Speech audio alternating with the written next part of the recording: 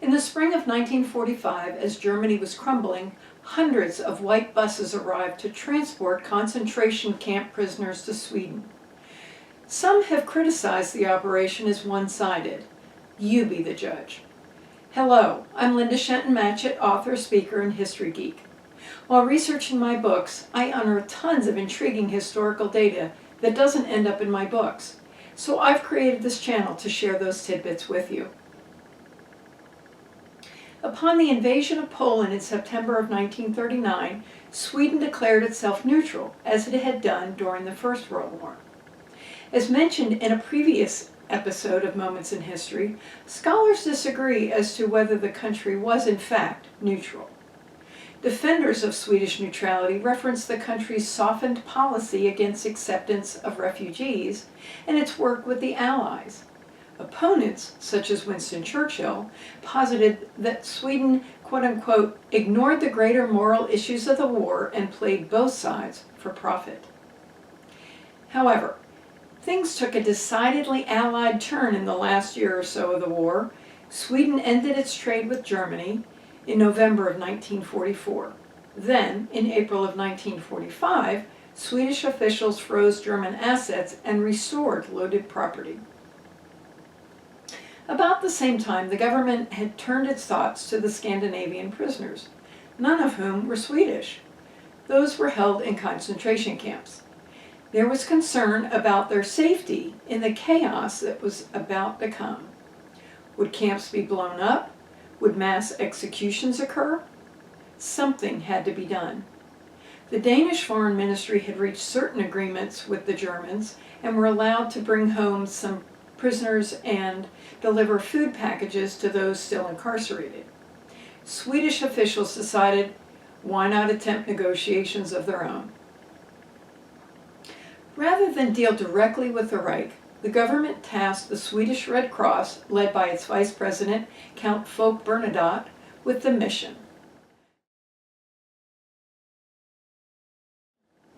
Born January 2nd, 1895 in Stockholm, Folke was part of the Swedish royal family, his father being the second son of King Oscar II. However, after his father married a lady-in-waiting without the king's permission, he was required to renounce his titles and his right of accession to the Swedish throne. 4 years later, he was granted the title Prince, Bernadotte, and Count of Wisburg by his uncle Adolf. Grand Duke of Luxembourg. Intriguingly, it is thought that Prince Oscar is the only member of the royal house to become a Christian, and reportedly developed a wide reputation for being a captivating speaker as a lay preacher. Folke went to military school and at the close of World War II was commissioned as a lieutenant. He would serve the Royal Horse Guard, rising to the rank of major before retiring in 1933. That same year, he represented Sweden at the Chicago Century of Progress Exposition, and in 1939 was appointed Swedish Commissioner General for the New York World's Fair. Involved since 1934 in the Swedish Scout Union, which consisted of the YMCA, the Boy Scouts, the Salvation Army, the National Templar Order, and the International Order of Good Templar, Folke became the chief of the Swedish Boy Scouts Association in November of 1937. 2 years later, when World War II commenced, he tried to integrate the boys into Sweden's defense plan by training them in anti-aircraft work and as medical assistants. He continued with humanitarian efforts and in 1943 was appointed vice chairman of the Swedish Red Cross in early 1943. Almost immediately, he managed to move disabled prisoners of war through Gothenburg port in Sweden. Several sources indicate that his responsibilities often took him to London and Berlin to meet with high-level officials. By the summer of 1944, Heinrich Himmler knew the war was lost and reached out to the U.S. and Great Britain with an offer of peace. Many scholars feel he did this to ensure better treatment by the Allies after the war. His offer was rejected because the Allies were only willing to accept an unconditional surrender. Himmler made further overtures, one of which was to release 5 businessmen who had been sentenced for espionage. However appreciated the gesture was, the Allies again rejected Himmler's offer. 3 months passed, and the Swedish ambassador informed German officials that Sweden would be willing to receive all the Jews from German concentration camps, quote, especially those in Theresienstadt and Bergen-Belsen, unquote. Either unaware or uncaring of what was happening through the embassy, the Foreign Ministry appointed Bernadotte to negotiate for the release of Scandinavian prisoners. He flew to Berlin on February 16, 1945. Before meeting with Himmler, Bernadotte was ushered in to see Foreign Minister Joachim Ribbentrop, National Security Officer Ernst Kaufenrunner, and Himmler's aide-de-camp Walter Schellenberg. 3 days later, Bernadotte was finally able to begin negotiations with Himmler, who insisted on complete silence from the press. No doubt rightly so. He feared that if Hitler got word of the situation, he would stop the proceedings.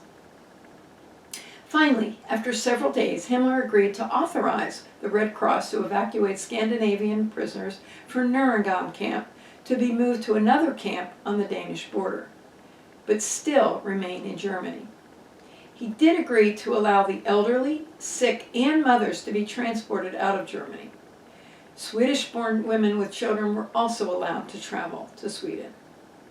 It would be 2 weeks before the rescues would begin, and by then, Bernadotte had received a letter from the Swedish branch of the Jewish World Congress to negotiate for the release of non-Scandinavian Jews.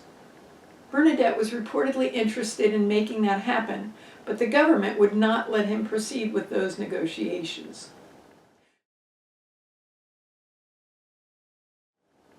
Coordination was crucial because the areas where the Red Cross would be traveling was under air attacks. In an effort to alert bombers to their presence, the buses were painted white as to be identifiable. Bernadotte returned to Berlin on March 6th and met with Himmler again and successfully arranged for the release of the prisoners from Neuengamme and allowed them to travel to Sweden. Himmler also agreed to allow all Scandinavian Jews in German camps to be sent to Neuengamme. By the rules of war, such as they are, military personnel were not allowed to drive the buses, so volunteers were sought. Fortunately, people lined up in droves to help. The vehicles were arranged in platoons of 12 buses each, plus a platoon of trucks and a service supply platoon that included a cook and medical supplies and personnel. The capacity for each trip was approximately 1,000 people. Shorter journeys used the trucks as well as the buses, which increased the capacity to about 1,200. The trips were made in stages because of having to get the vehicles on ferries to Copenhagen. Hiccups began with the very first trip. Upon arrival, the bus drivers were told the vehicles had to be driven by Germans inside the camp. The other choice was to have the prisoners walk the 2 kilometers to the outside. Negotiations commenced, after which it was decided that the Swedes could drive the buses, one at a time, and each had to include a German guard. They were then escorted by the Gestapo to ensure procedures were adhered to. Journeys continued, and in addition to the Norwegian and Danish prisoners, French, Belgian, Dutch, Polish, and Russians were evacuated to camps still inside Germany. Meanwhile, officials in Stockholm sent Bernadotte back to Berlin to push for transporting the prisoners to Sweden. Days passed as Himmler continued to push his own agenda for a separate peace in exchange for the Swedes' request for more prisoners and to allow them to leave Germany. Days continued to elapse, and progress was incremental, and permission was finally granted to move the prisoners out of the additional camps. By the 24th of April, Himmler knew it would not be long before Germany collapsed, and he met with Bernadotte one last time to notify him he could transfer whomever he wanted if he would deliver a message to General Eisenhower for a meeting to discuss the surrender of the Western Front.